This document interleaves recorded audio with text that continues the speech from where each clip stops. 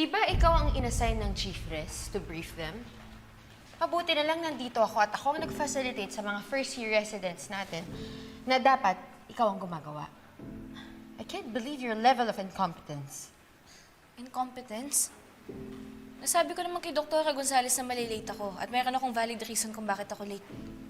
Eh ikaw, ba't ka nandito? Di ba suspended ka? Previously, but not anymore.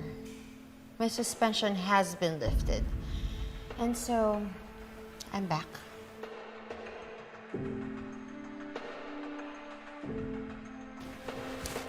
Hi. Kaya kayo, ha? Huwag niyong gagayahin tong si Dr. Santos. Hindi lang late pumasok, wala pang command responsibility. Di ba pinag-antay kayo? Nasayang yung oras ninyo. And if this continues, hindi malabong maging kagaya niyo siya. Tandaan nyo din, ha? All of you are witnesses to Dr. Tanyag's behavior. Mas importante na mabuti kayong mga tao kaysa magaling lang kayong doktor. Sorry ulit, nilate ako, ha? Babawi ako sa inyo. Okay lang po yung Doc. Excited po akong makatrabaho kayo. Ako rin po na-excite ako. Mas makilala po.